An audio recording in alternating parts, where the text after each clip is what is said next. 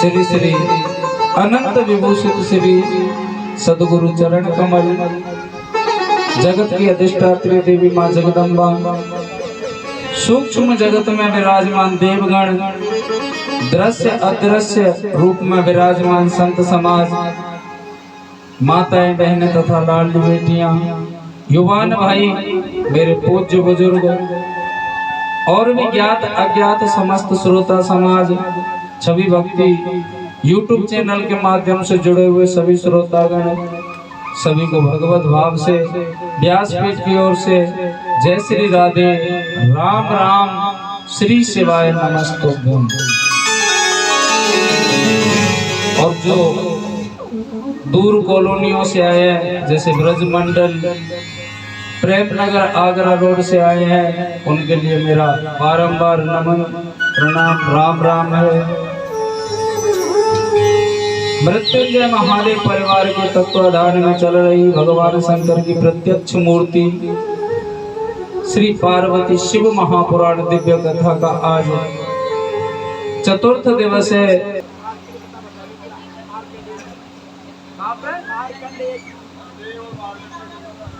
एक बार बाबूजी के लिए जोरदार ताली बजा दो। कल की कथा में सर्वप्रथम कथा मार्कंडेय ऋषि की हुई थी, हाँ, और तत्पश्चात नंदी के जन्म से लेकर के और पूरा वृत्तांत बताया था। श्रीलाद जो नंदी के पिता है, वो चाहते थे कि अपना वंश बढ़ाऊं, लेकिन वो बाबा से दूर हुए थे थोड़ी देर के लिए, फिर बाबा उनको साथ ले गए थे। नंदी ने प्रार्थना की कि बाबा आप मुझे सेवक तो रख ही रहे हैं, आज से आप पैदल नहीं चलोगे, आज से आज आप मेरे ऊपर बैठ करके चलोगे। बाबा ने नंदी को अपनी सवारी बनाया और अपना हृदय नंदी के दाहिने कान में स्थापित किया और कहा कि जो कोई भी भगत अपनी मनोकामना बोलेगा वो मेरे हृदय तक पहुंचेगी। ऐसी बात है ना, तो हम महादेव की पूजा करते हैं तो मनोकामना कहाँ बोलनी चाहिए? दाहिने कान में। कौन सा होता है दाहिना कान? हाँ, ये बात। लेकिन बोलनी मनोकामना ही चाहिए। घर का रोने रोने मत बैठ जाना कि बेटा सुनता नहीं, बहू बात मानती नहीं है। ये तो हर घर का रोना है। दूसरे भी भगत है, उनका भी नंबर आने देना, कहीं सुबह जाके पकड़ के बैठ जाओ। बोलिए शंकर भगवान की। तो आइए वहीं चलते हैं जहां नैमिषारण्य क्षेत्र में कथा चल रही है। 88,000 उस सभा में संत विराजमान हैं और भी श्रोतागण बैठे हुए हैं, और भी श्रोतागण बैठे हुए हैं। सूत जी महाराज कहते हैं कि भोलेनाथ की पूजा में नियम जरूर नहीं है। भोलेनाथ की भक्त जैसे चाहे उस प्रकार पूजा कर सकता है, लेकिन एक तो दिखावटीपन ना करे और दूसरी जिसकी जैसी हैसियत है उस प्रकार से अपने पूजा पाठ में खर्च करे। ऐसा नहीं हो हैसियत तो खूब है, कंजूसी दिखाएगा, किसी मतलब का नहीं है, उसको तो करे ही नहीं तो अच्छा है। हम पूजा पाठ करने जाते हैं, मैंने नियम बताया कि कभी ये गलती मत करना कि घर से हाथ हिला करके जाओ और मंदिर का राम झारा, मंदिर का जल जय हो भोलेनाथ, सुनते नहीं। हमारी तो रोज जल चढ़ाते, खाक सुनेंगे। अपने घर से लेकर के जाओ ना, जैसे सुदामा की पत्नी सुशीला ने भेजे थे चावल कपड़े को जगह जगह से फाड़ करके सिल करके ले जाओ, अपने आप देखेंगे, पहचान जाएंगे क्या स्थिति है। आप वो दिखाना चाहते नहीं हो। दीपक जलाना है भगवान का, 140 रुपए किलो का घी ला करके दीपक जला रहे, खुद के खाने के लिए चाहिए प्योर, जिसमें कोई मिलावट ना हो, या खा का असर करेगा, किसी काम का नहीं। अगर 140 रुपए किलो का आप घी खाते हो, उसमें से दीपक चलाओ, बाबा को स्वीकार है। लेकिन ऐसा नहीं होना चाहिए कि स्वयं के लिए अच्छा और बाबा के लिए।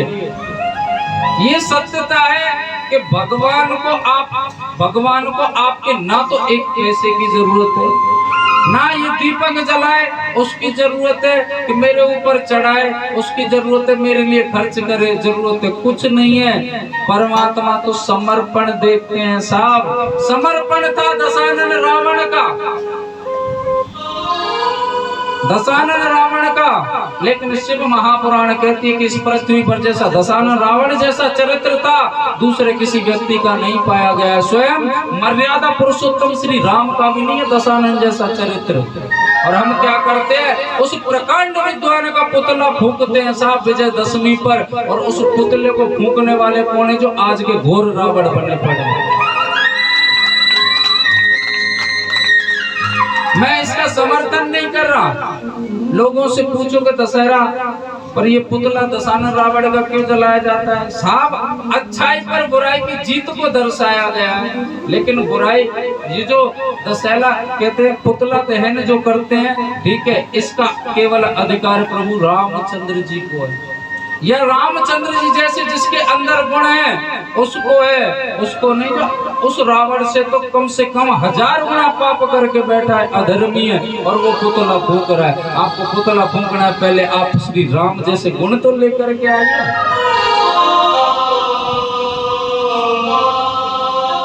सोनकादिनी से कहते हैं प्रभु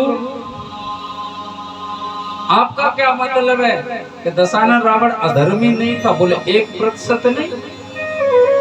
लोग तो कहते हैं कि मर्यादा पुरुषोत्तम श्री राम की जो भार्या है, पत्नी है, उनका हरण किया था। बोले इस बात को वो कहते हैं जिनको बिल्कुल ज्ञान ही नहीं। आप रामचरितमानस उठा करके देखिए, उसमें कहा लिखा है कि दशानन रावण ने हरण किया था। ये बात उस समय की है कि लक्ष्मण जी बाहर भ्रमण करने के लिए गए थे और रामचंद्र जी और माता जानकी दोनों उस कुटिया में। रामचंद्र जी ने हाथ जोड़ करके कहा था कि जानकी यहाँ से आगे का रास्ता कुछ ऐसा है जहाँ पर हम दोनों भाइयों को चलना पड़ेगा। आपसे मेरी प्रार्थना है कि आप अग्नि भगवान की शरण में चले जाओ, उनके पास रहिए। तो अग्नि भगवान का आवाहन किया था, अग्नि भगवान का आह्वान किया था, प्रार्थना की थी प्रभु इन्हें आप अपनी शरण में ले लो कि यहाँ से हमको अलग ही चलना पड़ेगा, इन दोनों भाइयों को हमको अकेला ही चलना पड़ेगा, क्योंकि बहुत से भक्तों का उद्धार करना है। मेरी राह निहार है, राह निहार है। सबरी जैसी भगत जो नित्य प्रातः उठती है, जागती है, पुष्प चुन चुन के लाती है साहब, और कुटिया से जहां तक का उसका रास्ता है उसको लगता था कि प्रभु श्री राम इस रास्ते से आएंगे मेरी कुटिया पर एक दिन। प्रतिदिन उन पुष्पों से सजाती थी साहब, रास्ते को साफ करके, और चक चक के बेर रखती थी। ओ चित्रकूट के घाट घाट पे सबरी देखे बात, राम कब आओगे, राम कब आओगे। वो ये प्रार्थना करती थी, मुझे जानकी यहाँ से अकेला चलना होगा, इसलिए आपसे मेरी प्रार्थना है। अग्नि भगवान आए, अग्नि भगवान ने माता सीता को अपनी शरण में लिया और अपनी परछाई माता सीता के स्वरूप में छोड़ दी थी।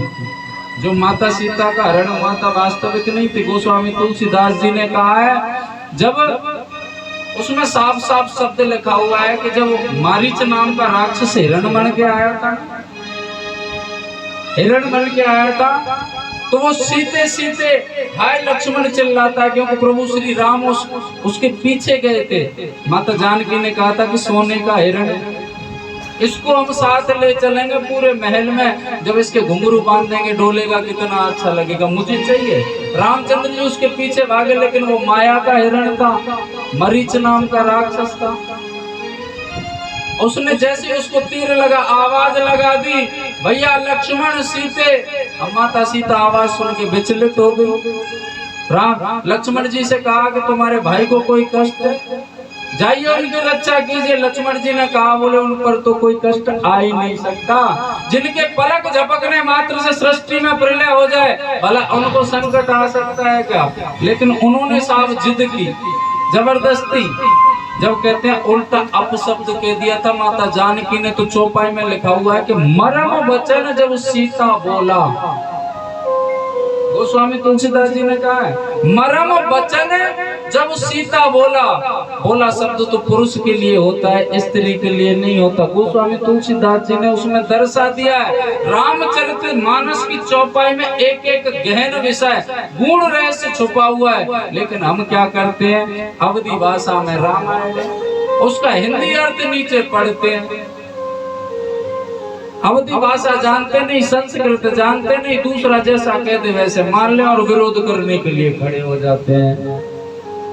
ये गलत चौपाई है, वो गलत चौपाई है। खुद तो उस लायक पढ़ने लायक हैसियत नहीं है, सिर्फ बोले बोले चलते हैं। दूसरे धर्म को आपने कभी भी अपने ग्रंथ का अपमान अवहेलना करते हुए नहीं देखा होगा, क्योंकि उन ग्रंथों की भाषा वो जानते हैं। हमारे ऐसे हैं संस्कृत अवधि में लिखे हुए, आजकल कौन पढ़ता है? अपने बच्चे को कोई संस्कृत पढ़ाता है? और जब संस्कृत नहीं पढ़ेगा तो कहां से अर्थ करेगा बताइए? फिर अर्थ का अनर्थ कर देता है। सूत जी महाराज कहते हैं कि पहले नंबर तो दशानन ने कोई पाप ही नहीं किया। दूसरी बात, शौनकादि ऋषि कहते तो प्रभु ये उसकी जिद किस बात की थी? लोग कहते हैं दशानन अभिमानी था, अभिमानी था। दशानन अभिमानी था, बोले अभिमान तो उसको जरूर था। और अभिमान किस बात का था? कि महादेव ने उसे महान भक्त कह दिया था कि पुत्र तुझ जैसा महान भक्त ना तो कभी हुआ है अभी तक और ना ही भविष्य में कभी हो सकता। साफ कह दिया था, नहीं हो सकता। प्रभु इस कथा को जरा विस्तार से बताइए। जब सूत जी इस कथा को बताते कहते हैं महादेव को प्रसन्न करने के लिए लोग धन अर्पण करते हैं। कोई प्रसन्न करने के लिए जल से अभिषेक कर रहा है, कोई दूध से अभिषेक कर रहा है, कोई घृता अभिषेक यानी घी से अभिषेक कर रहा है, कोई शहद से कर रहा है कि बाबा प्रसन्न हो जाए। लेकिन दशानन एक ऐसा भक्त था, महादेव को प्रसन्न करने के लिए अपना सिर काट के अर्पण कर देता। एक बार नहीं साहब 10 बार अपना सिर काटा और 10 बार बाबा ने सिर लौटा करके दे दी। 11वीं बार में जैसे ही सिर काट रहा था, महादेव तुरंत प्रकट, रुको पुत्र दशानन रुको, ये आप कर क्या रहे हो? बेटा तुझ जैसा मेरा महान भक्त ना तो अभी हुआ है ना भविष्य में कभी हो सकता। बेटा मुझे प्रसन्न करने के लिए इस तरीके से कड़ी तपस्या कड़ी, मैं नहीं चाहता कि मेरे भगत को कष्ट हो। कहते हैं दशानन उसमें एक खासियत थी साहब, वो हंसता बड़ी जोर। बोले बस बाबा, मेरा आज मन में संकल्प था कि अगर आप आज प्रकट ना होते ना तो मैं अपने सिरों को 1008 बार काटता। भोलेनाथ कहते हैं कि सुन, मैं तेरे इस तप से भाई प्रसन्न, बता तुझे क्या वरदान चाहिए? दशानन हंस करके कहता है, बोले बाबा क्या कहा? बोले वरदान क्या मांगना चाहता है मांग ले। तो पता है दशानन ने क्या कहा? बोले आपने बिन मांगे वो दे दिया बाबा जो दूसरे भगत को भविष्य में कभी दे ही नहीं सकते। आपने बिन मांगे वो दे दिया, महान भक्त होने की उपाधि दे दी कि भविष्य में कोई ऐसा भगत नहीं हो सकता, महान भगत नहीं हो सकता। मुझे कुछ नहीं चाहिए। शिव महापुराण की कथा कहती है कि बाबा जब जब प्रकट हुए और भगत को वरदान दिया है, भोलेनाथ की खासियत थी एक वरदान तो ऐसे ही दे देते बिना मांगे। दूसरा भगत से कहते कि अब वरदान मांग, लेकिन ये जीवन में ऐसा मोड़ आया, कहते हैं इस सृष्टि में पहला चांस पड़ा था कि दशानन से बाबा कहते हैं कि तू वरदान मांग, और दशानन मना कर देता। बोले नहीं चाहिए बाबा वरदान। बाबा कहते हैं कि नहीं तुझे वरदान मांगना पड़ेगा। दशानन कहता है नहीं चाहिए। बाबा जिद करते कि लाला आज तक मैंने वरदान, ऐसा नहीं हुआ है कि मैंने वरदान नहीं दिया और तू इस नियम को तोड़ रहा है। तो पता दशानन कहता है ओ भोले भंडारी मेरे शिव त्रिपुरारी, ओ भोले भंडारी मेरे शिव त्रिपुरारी, ना चाहिए वरदान रे बोले भंडारी बाबा शिव त्रिपुरारी ना चाहिए बोले भंडारी। कहते हैं दशानन रावण ने बाबा को वहीं खड़ा छोड़ दिया और लौट करके महल में आ गया। बाबा कहते बारे मेरे निराले भगत, लोग आजकल मुझसे वरदान पाने के लिए न जाने क्या क्या लालच देते हैं, ऑफर देते हैं। साहब बाबा मेरा ये काम हो जाए ना, मैं तेरा ये काम कर दूंगा, तू खाक कर देगा क्या? तू है क्या? बाबा को उस संहार करता को भगवान को ऑफर देते कि मेरा ये काम हो जाए ना, मेरा छोरा नौकरी लग जाए, बाबा तेरा मंदिर बनवा दूं, तू खाक बनवा देगा? तू है कौन बनवाने वाला? जबकि वो सब कुछ देने वाले हैं, उसकी कृपा के बिना कुछ नहीं मिल सकता, फिर भी सांसारिक जीव अपनी पढ़ी लिखी बुद्धि लगाता है। और पढ़ी लिखी बुद्धि से कभी परमात्मा मिलते नहीं है। मिलते हैं क्या? कभी नहीं मिलते। पढ़ी लिखी बुद्धि से नहीं मिल सकते परमात्मा। ना तो कभी ये देखते कि उच्च जाति का है, कि ये नीच जाति का है, कि ये पढ़ा लिखा है, कि ये अनपढ़ है, धनवान है कि गरीब है, छोटा है या बड़ा है। श्रीमद् भागवत कथा में सुखदेव जी ने परीक्षित जी से पूछा था कि परीक्षित जी ये बताओ आपको क्या लगता है भगवान किसको मिलते होंगे? बोले प्रभु हो सकता है जो उच्च जाति में हो उसको मिलते होंगे। बोले ऐसा कुछ नहीं है, भगवान अगर उच्च जाति में मिलते होते तो नारायण अवतार श्री कृष्ण विदुर जी के यहाँ पर दासी पुत्र के यहाँ पर जाकर के केले के छिलके नहीं खाते। सुनिए ना सबने ये कथा। हाँ कहते हैं कौरव पांडवों का भाई भाई का युद्ध एक ऐसा होता है सब खंड वंड करवा देता है। इसका प्रमाण है महाभारत। कौरव पांडव आपस में भाई भाई थे, लेकिन युद्ध की आशंका बन गई जमीन के बंटवारे को लेकर के। कन्हैया शांति दूत बन करके गए थे वहां पर। और ये जो विदुर जी थे ना, ये दासी पुत्र थे। एक दिन धृतराष्ट्र से कह रहे थे कि ये दुर्योधन एक दिन कुल का नाश करवा देगा, इसलिए इसको निकाल फेंको। ये बात दुर्योधन ने सुन ली थी और अपने सेनापति पद पर विराजमान थे ये विदुर जी, इनको निकाल दिया। कहते हैं विदुर जी बड़े प्रसन्न हुए थे कि मैं यही तो चाहता था कि इस बंधन से छूट करके भगवान का भजन करूं। अपनी पत्नी को लेकर के कदली के वन में चले गए थे। केले का सुंदर वन था, बाग था, उसमें कुटिया बनाई, उसी में रहने लगे।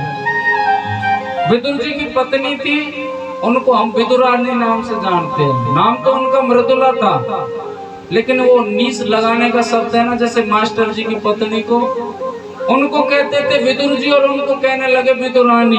जैसे मास्टर जी की पत्नी को काहे कहना नहीं को उच्च स्वर में बताओ पीछे तक काहे कहना मास्टर नहीं कहना ना। और डॉक्टर की पत्नी को, वकील की पत्नी को, डाकिया की पत्नी को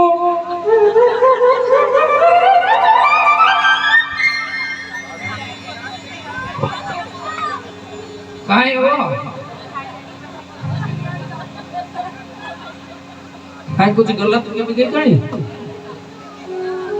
ये नी लगाने का शब्द जो चला है ना, मुझे लगता है भेदभाव है। पंडित की पत्नी हो पंडितानी, डॉक्टरनी, मास्टरनी, डाकिया की पत्नी को कह के बताओ कुछ भी पता चल जाए 2 मिनट में। तो ऐसे विदुर जी की पत्नी को कहते थे विदुरानी।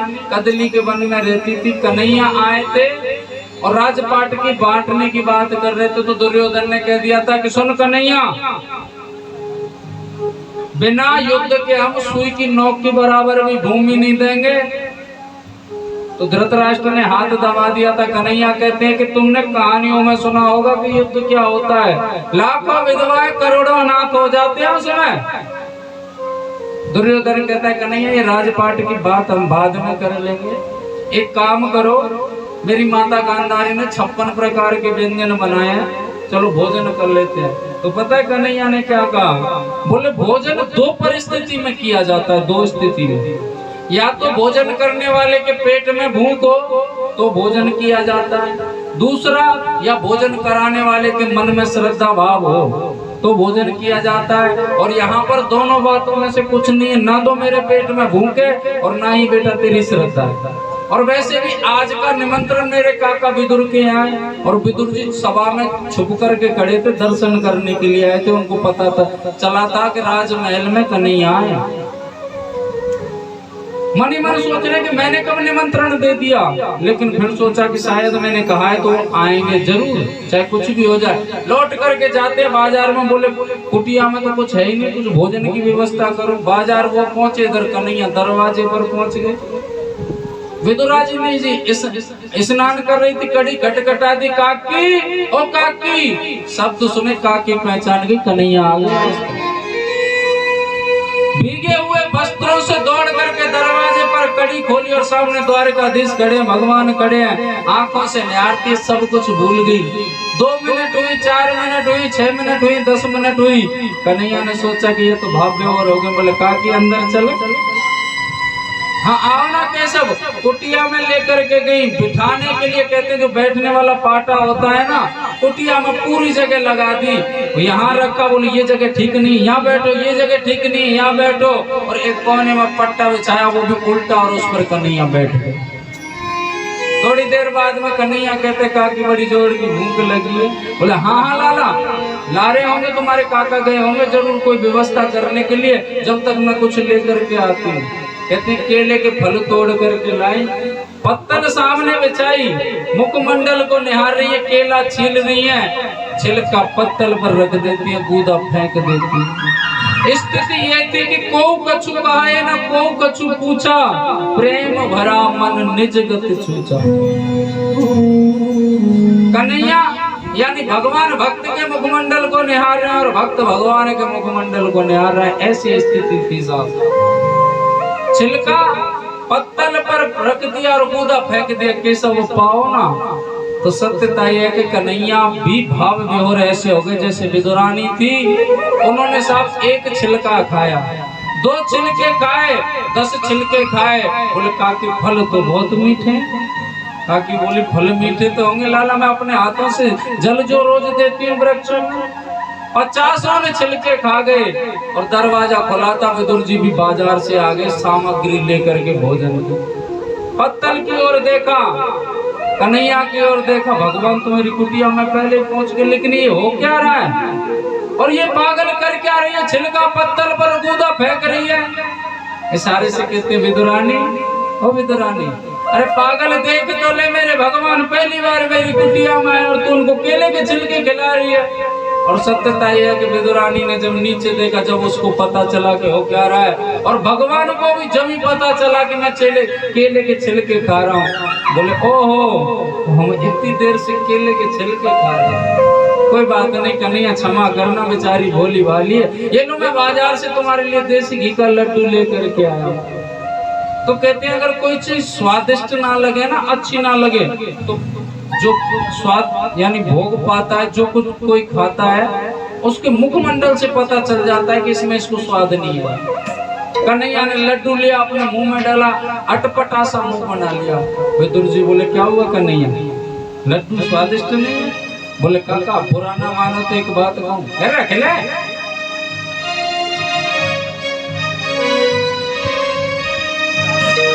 पुराना मानो तो एक बात कहूँ।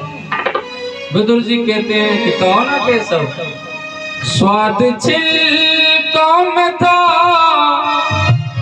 तेरे लड्डू में ना, स्वाद छिलकों में था तेरे लड्डू में ना। मैं तो रानी के छिलके खा गया, मैं तो रानी के छिलके खा गया। स्वाद छिलकों में था तेरे लड्डू में ना, स्वाद छिलकों में था तेरे लड्डू में ना।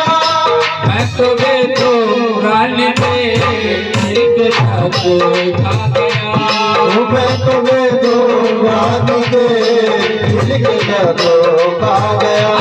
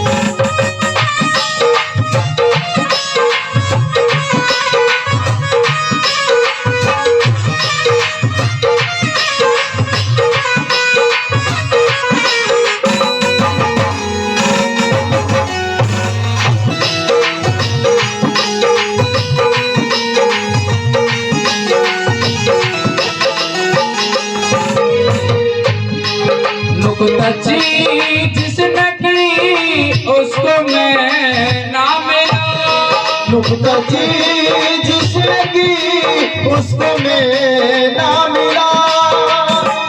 काका एक बात बताओ, मुझे नहीं पता मेरी काकी ने मुझे क्या खिलाया। हलवा दे मीठा मीठा, मुझे नहीं पता काका मेरी काकी ने मुझे क्या खिलाया, लेकिन जो भी खिलाया ना उसे खाने में मुझे आनंद आया। नुक्ता चीज जिसने की उसको मैं ना मिला। एक और बात बताऊं काका, जो मेरे ऊपर पढ़ी लिखी बुद्धि लगाता है, तर्क में तर्क करता है, मेरा परीक्षण करने की कोशिश करता है, उसे कभी भी जीवन में मैं मिलता हूं। नुक्ता चीज जिसने की उसको मैं ना मिला। नुक्ता चीज जिसने की उसको मैं ना मिला। नुक्ता चीज जिसने की उसको मैं ना मिला। नुक्ता चीज जिसने की उसको मैं ना मिला। विदुरानी का मुझे भोला पा गया। वो विदुरानी का मुझे भोला पा गया। मुझे नहीं पता काकी ने क्या खिलाया, जो भी खिलाया उसे पाने में मुझे आनंद आया। मैं कभी भी ये नहीं देखता कि भोजन में क्या है, मैं तो केवल अपने भक्त का भाव देखता हूँ। जब ही तो कहते हैं कि भाव का भूखा हूँ मैं और भाव ही एक सार है। भाव का भूखा हूँ मैं और भाव ही एक सार है। भाव से मुझको भजे तो भव से बेड़ा। इसीलिए तो कहा है परमात्मा कभी को नहीं देखते। आज भगवान को, महादेव को दशानन जंगल में ही छोड़ करके चले आते कि नहीं चाहिए बाबा कुछ भी।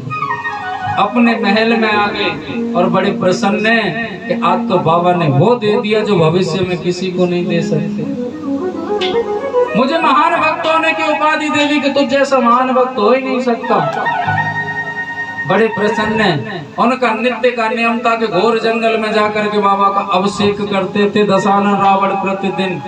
बहुत महान भक्त थे, बड़े भगत थे बाबा। एक दिन की बात है साहब, दशानन अभिषेक कर रहे थे, अचानक से आंधी तूफान बरसात आ जाती है भयंकर वाली। तड़क तड़क करके आकाश में बिजलियां चमकती हैं। और दशानन ने जब ये दृश्य देखा, दौड़ करके अपने महल में आ गया। वहीं सब कुछ छोड़ करके दौड़ करके महल में आ गया। और महल में से जब ऊपर की ओर जाकर के छत पर ऊपर की ओर देखता है, जहां से कैलाश की रास्ता यानी कैलाश दिखता था, अब तो कहते हैं उस कैलाश को देख करके हिलकी मार मार के, दहाड़ मार मार करके रोता है वो दशानन रावण। कभी भी जीवन में ऐसा लेख नहीं है कि दशानन रावण रोया हो, लेकिन इस जगह रोता है साहब कि दशानन रावण तुझे मर जाना चाहिए। तू एक स्वार्थी है, किस काम का शर्म आनी चाहिए तुझे। बाबा ने महान भक्त कहा है, अपने आप को कोसता है दशानन रावण। मंदोदरी अपने कक्ष में सो रही थी उनकी पत्नी। अब आप सोचिए कि घर में आकर के पति देव चिल्ला चिल्ला करके रोए, चाहे कोई कैसा भी सो रहा हो। हड़बड़ा करके उठी, मैं कक्ष से बाहर आई दशानन के पास में, दशानन दहाड़ मार मार करके रोता है, मंदोदरी मर जाना चाहिए मुझे। कैसे कैसे भगत है मेरे बाबा के, सिर्फ बाबा से मांगना जानते, शर्म नहीं है। पहुंच जाते हैं, झोली फैलाए और मेरा भोला भंडारी उनकी झोलियां भर देता है। मंदोदरी कहती है क्या हुआ स्वामी, पहले तो ये बताएं आप इस तरीके से रो क्यों रहे हैं, बिलाप क्यों कर रहे हैं। मंदोदरी, मेरा बाबा सिर्फ लोगों के देने के काम आता है, अगर कोई मांगने पहुंच जाए तो बिन मांगे झोलियां भर देता है, लेकिन कोई भी भगत। आज जब मैं अपना अभिषेक कर रहा था तो पता क्या हुआ, ये आंधी तूफान बरसात आई, इसके डर के कारण मैं निकल करके वहां से अपने महल में आ गया दौड़ करके। लेकिन मेरा बाबा देवों का देव महादेव तो कैलाश पर हर वक्त आंधी तूफान सर्दी गर्मी बरसात का न जाने कैसे सामना करता है। मर जाना चाहिए मुझे, मर जाना चाहिए। कैसे कैसे भगत मांगने के लिए पहुंच जाते हैं। एक भी भगत ऐसा नहीं हुआ, किसी ने ये नहीं सोचा कि चलो बाबा का दिया हुआ सब कुछ है तो कैलाश पर बाबा के लिए एक छत डलवा दें, एक घर बना दें। मंदोदरी कहती स्वामी ये बात दुनिया से तुमको क्या मतलब है? बाबा ने तो आपको महान भक्त कहा है ना, आपको प्रिय भक्त कहा है ना, और आप समर्थ भी हैं, तुम्हें दुनिया से क्या मतलब है? आप तो इसमें समर्थ है ना। दशानन रावण कहते मंदोदरी वैसे तो आज तक मैंने कुछ सलाह नहीं लिया आपसे, जबकि पत्नी अर्धांगिनी होती है उससे हर सलाह लेनी चाहिए, लेकिन मैंने नहीं ली। आज जब आप कह रही हो तो ये बताओ क्या मैं बाबा के लिए सच में महल बनाऊं? मंदोदरी कहती है कि स्वामी वैसे तो कभी किसी बात का विरोध मैं कर ही नहीं सकती आपका। आपने पहली बार पूछा तो किसके लिए पूछा? देवादिदेव महादेव के लिए। मैं कभी मना नहीं करूंगी उसके लिए। मैं तो सिर्फ इतना कहूंगी कि अगर बाबा के लिए सर्वस्व लुटाना पड़े ना स्वामी तो बिल्कुल लुटा दो साहब, बिल्कुल बनाइए। आप कल बनाना चाहो महल तो आज ही जाकर के बनाना प्रारंभ कीजिए। दशानन रावण अपने आंसू पहुंच करके उसी भरी बरसात में निकलता है घर से, और कहाँ जाता है? इनके रिश्ते में दूर के भाई लगते हैं कुबेर भंडारी। कुबेर भंडारी भाई लगते हैं, उनके पास पहुंच जाते हैं। कुबेर भंडारी ने दशानन रावण को देखा, बोले भ्राता किस लिए? बोले मुझे बाबा के लिए महल बनाना है। कहिए मैं क्या सहायता कर सकता हूँ? बोले मैं ऐसा महल बनाना चाहता हूँ कि भविष्य में कोई दूसरा नहीं बना सकता,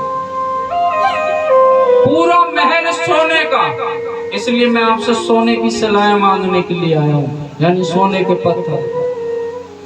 कुबेर भंडारी ने कहा बोले बाबा के लिए कौन मना कर सकता, जितना चाहिए ले जाओ। और सुनो, इनको लेकर के कैसे जाओगे? मेरा पुष्पक विमान ले लेना और उस पर रख करके ले जाना।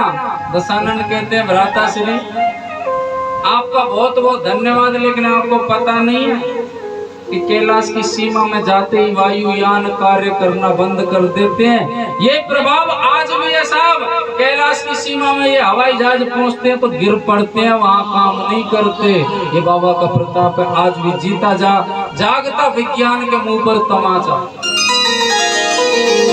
आज भी कैलाश की सीमा में जाने पर कोई भी बाहरी जो यंत्र है काम नहीं करते, तो कैसे ले जाएगा? बोले मुझ पर छोड़ दो। मन में सोचता है कि बाबा के लिए कैसा महल बनाऊं। कहते हैं उसके लिए आज तो कागज पे नक्शा बनता है, ऐसा बनवा लो, ऐसा बनवा लो, लेकिन पहले प्रतिलिपि बनाते थे मिट्टी से, ऐसा होना चाहिए। स्वयं उसका नक्शा बनाते हैं मिट्टी से और बड़े प्रसन्न होते हैं कि ऐसा बाबा के लिए महल बनाऊंगा। मैं तो तैयार हो गया बनाने के लिए, लेकिन बाबा से तो कुछ इजाजत मिले। बाबा तो हाँ करें, पूछो तो सही। कहते हैं माता पार्वती ने भोलेनाथ से कई बार कह लिया कि स्वामी हमारी तो जैसे कट रही है वैसे कट रही है, लेकिन इन बच्चों के लिए तो कोई छत की व्यवस्था करवा दो। कई बार कहा माता पार्वती ने। और ये सत्य है कि माता जो होता है माँ स्वरूप, ये वात्सल्य का स्वरूप है, भक्ति स्वरूप है। खुद किराए की झोंपड़ी में डिवाइडर पे टूटी फूटी स्थिति में कैसे भी रह लेगी, लेकिन इनका मेन सपना होता है, मूल सपना, कि मेरे बच्चों का घर खुद का हो। सही बात है ना? सही बात है कि सही बात है? अच्छा हाँ, ऐसे करते हैं कि ऐसे करते हैं? तो कुछ मैया ऐसे कर रही हैं। हाँ, हर माँ का सपना होता है कि हमारी तो जैसी निकली है वैसी निकल जाए, लेकिन हमारे जो बालक है वो अपने स्वयं के घर में रहे, छत जो है खुद की होनी चाहिए।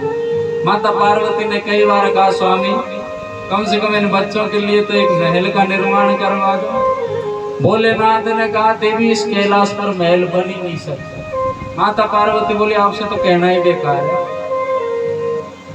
आपसे तो कुछ भी कहो दुनिया के लिए कर दोगे, लेकिन अपने बच्चों के लिए नहीं। बाबा ने कह दिया ये दुनिया कौन है, ये भी तो मेरी बालक है। लेकिन जो बात उचित हो वो उचित ही होती है। और आज भी मैया कहती है अगर पति पूत कुछ कह दें, बोले नहीं ये काम ऐसे नहीं हो सकता, फिर देखो अरे तुम्हारे बस की ना तुम उसको कह दो मैं बना दूंगी। तुमसे तो कह के देखो बच्चों के लिए कुछ होता नहीं है, भाई कुछ मांगने आ जाए सब दे दोगे, ले जा। ऐसे ही कहती है ना। अभी माँ फोन कर दे तुरंत पहुंच जाओगे, ये काम कर दोगे, इतने नोट दे दोगे, लेकिन संतान के लिए कुछ नहीं है।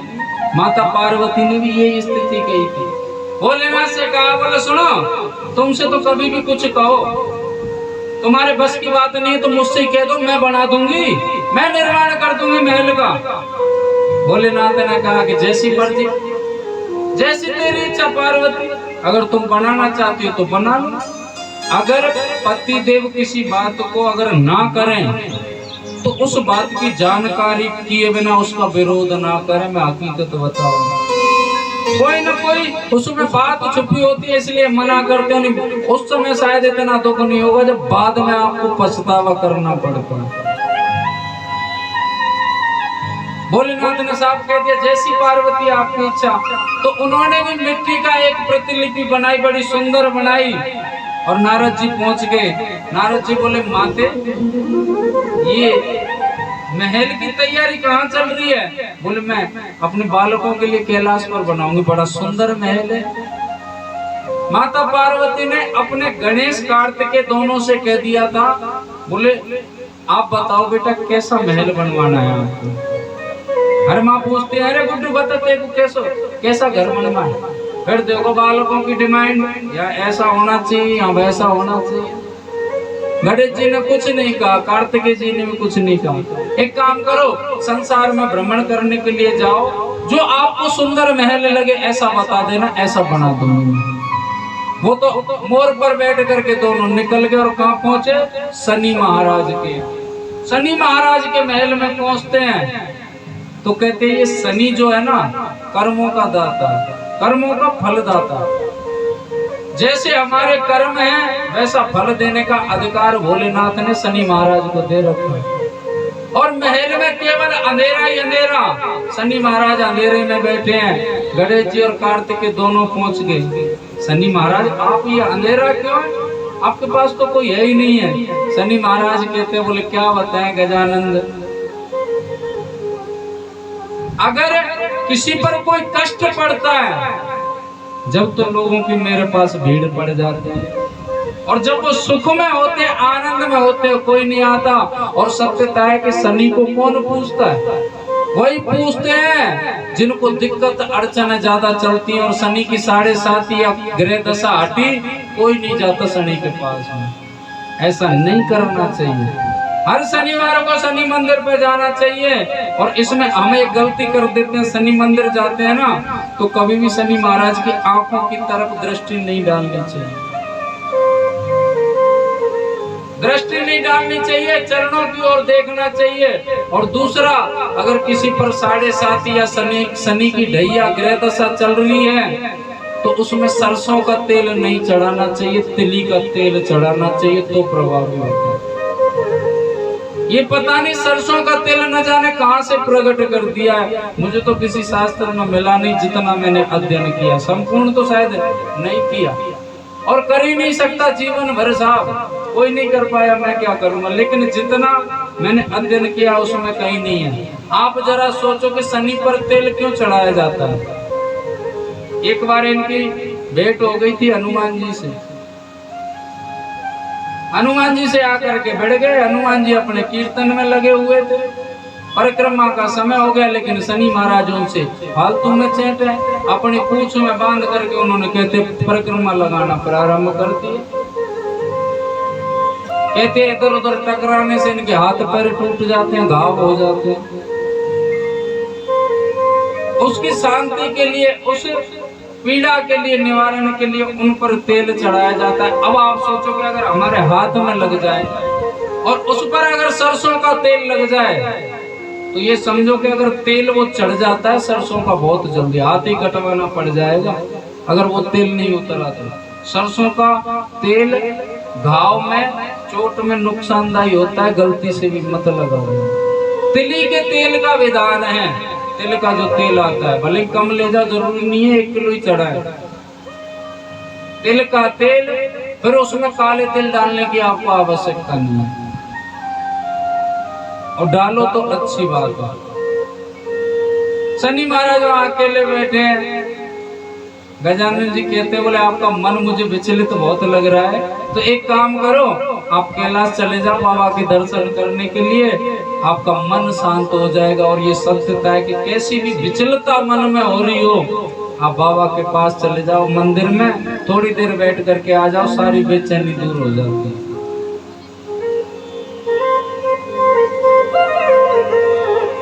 कहते हैं इधर शनि महाराज चल देते हैं दर्शन के लिए, कैलाश पर्वत पर बाबा के गणेश और गजानंद घूमने के लिए चल देते हैं, भ्रमण के लिए संसार में। इधर नारद जी पहुंच जाते माता पार्वती के पास में, मैया मैया मैया मैया। क्यों, क्या हुआ नारद, भयभीत क्यों? बोले भयभीत होने वाली बात है। क्यों? बोले शनि महाराज आ रहे हैं। तो आने दो ना, ये तो हर वक्त के लिए है, अपने बाबा के पास तो आएंगे सब, क्या दिक्कत है? बोले वो बात ठीक है, लेकिन तुमको पता नहीं है, आप ये महल की तैयारी कर रहे हो, ये प्रतिलिपि रखी है, अगर इस पर नजर पड़ गई ना, दृष्टि पड़ गई ना शनि की, बनने से पहले जल करके राख हो जाएगा, फिर कभी नहीं बनेगा। माता पार्वती कहती लाला सही कह रहा है, लेकिन शनि की दृष्टि नहीं पड़ने दूंगी, इसको छुपा देती हूँ मैं। फिर कहती छुपाऊं तो छुपाऊं कहाँ कैलाश का, ऐसी कोई जगह नहीं है जहाँ छुपाने लायक हो, चाहे कुछ भी हो जाए शनि की दृष्टि से नहीं जलने दूंगी। अपनी आंखों की दृष्टि से ही माता पार्वती ने उस प्रतिलिपि को यानी महल जो बनाया था मिट्टी का जला करके राख कर दिया। माता पार्वती ने, इधर शनि पहुंचे भोलेनाथ के पास में, माता पार्वती भी पहुंच गई और नारद जी भी पहुंच गए। भोलेनाथ कहते कहो शनि महाराज कैसे आना हुआ? बोले मामा बाबा मन में विचलता थी, विचलित था, आपके दर्शन के लिए गणेश जी ने कहा था। गजानंद ने बोले बाबा के दर्शन करके आओ, बेचैनी दूर हो जाएगी। और अब मेरी बेचैनी दूर हो गई, मैं धन्य हो गया, मैं तो सिर्फ दर्शन करने के लिए आया था और अब जा रहा हूँ। शनि महाराज की बातें सुनकर के माता पार्वती को क्रोध आया और नारद जी की ओर तिरछी तिरछी देखते नाश में देने महल जलवा दिया।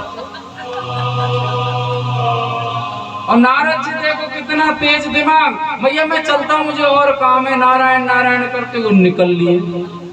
मतलब माता के क्रोध का सामना करना पड़े, जलवा दिया, साफ करवा दिया। इधर गणेश और कार्तिकेय वहीं पहुंच जाते हैं जहाँ दशानन रावण ने वो प्रतिलिपि बना रखी थी और बाबा की आराधना कर रहा था। ये महल किसके लिए बनाया आपने? बोले अगर मेरे बाबा स्वीकृति दे दें तो ऐसा महल मैं अपने बाबा के लिए कैलाश पर बनाऊंगा। गजानंद कहते तो चलो, बाबा ने स्वीकृति दे दी, चलो लगो तैयारी में। कहते वहां पहुंचे, दशानन रावण, बाबा से भेंट हुई, प्रणाम हुआ, बाबा से स्वीकृति मांगी। बाबा ने कहा जहाँ उचित लगे वहां बना दीजिए। विश्वकर्मा को बुलाया, विश्वकर्मा इंजीनियर है। दशानन रावण ने बाबा के लिए ऐसा महल बनाना है जो भविष्य में कभी बन ना सके। महान भक्त कहा है मुझे बाबा ने, बन जाएगा। बाबा कहते हैं सुनो दशानन, अगर कोई बात की, कोई वस्तु की आवश्यकता पड़े ना तो नंदी को साथ ले लेना, इससे पूछ लेना कोई बात हो। ये दशानन को बर्दाश्त नहीं था। दशानन कहते हैं यहाँ महल बनाते, ये जगह अच्छी है। नंदी कहते था, बोले नहीं नहीं नहीं, यहाँ नहीं बनाना है, यहाँ होकर के तो रास्ता जाती है, बाबा गुजरते हैं। बहुत बुरा लगे दशानन को जब वो टोक दे। नंदी कहता है दशानन यहाँ महल बनाइए। दशानन कहता है तू बताएगा मुझे कहाँ बनाना महल, शांति से बैठा रहे बंदर की तरह, इधर उधर उछल कूद मत करे। कई बार कह दिया नंदी को बंदर दशानन रावण ने। अब नंदी को कहाँ सहन होता है इतना, क्रोध के मारे बोला क्या तू मुझे बार बार में बंदर कह रहा है? मैं तुझे श्राप देता हूँ कि जिस महल को तू बना रहा है ना, इसे किसी दिन एक दिन बंदर ही जलाएगा, बंदर ही जलाएगा इस महल को। वहां तो शराबबाज हुई, बाबा आए बोले रुक, थम जा बेटा, थम जा नंदी, क्रोध अच्छा नहीं रहता। अब बार बार में बंदर कह रहा कोई बात नहीं, तो तू बंदर थोड़ी ना हो गया। बाबा को समझा, बड़ा सुंदर महल बना साहब कैलाश पर। नंदी तो बेचारे दुखित थे। दशानन कहते हैं बाबा से, बोले बाबा चलिए अपने महल में प्रवेश कीजिए। नारद जी फिर पहुंच जाते बीच में टांच मारने के लिए। बोले नहीं नहीं, कहते हैं जब नया घर बनता है तो उसमें वास्तु दोष होता है, वास्तु दोष की पूजा होती है। चाहे आप कैसे भी नक्शे से महल बनवाएं, फिर भी कहीं ना कहीं घर में वास्तु दोष रह जाता है, फिर वो परेशान करता है। घर में हारी बीमारी ज्यादातर होती है। इसलिए उस दोष के निवारण के लिए वास्तु दोष होता है। वास्तु दोष का उपाय होता है जिसे हम कहते हैं गृह प्रवेश की प्रक्रिया, या जयपुर में कहते हैं नागल। उसमें होती है वास्तु पूजा, लेकिन आजकल जो होती है वो वास्तु पूजा नहीं होती, पेट पूजा की व्यवस्था बनती है। नागल किया है साहब, 2000-3000 व्यक्तियों का निमंत्रण है। फलाने मौसा को बुलाओ, इस फूफा को बुलाओ, ये करो वो करो। और जो मेन काम है ना, ब्राह्मण के पास में जाएंगे, सुनो पंडित जी गृह प्रवेश है, नागल करवा रहे हैं, अच्छी बात है, आपको आना है, सत्यनारायण की कथा कह देनी है और छोटा सा हवन कर देना, छोटा सा। अब एक बात बताओ, आप डॉक्टर के पास जाना, मुझे वो बीमारी है, ये वाली गोली दे दो, क्या वो डॉक्टर दे देगा? ये एक ऐसी होनी है वास्तु पूजा। और सत्यता ये है कि ये लोग वहां तक पहुंच ही नहीं पाते जहां असली चीज की जानकारी है।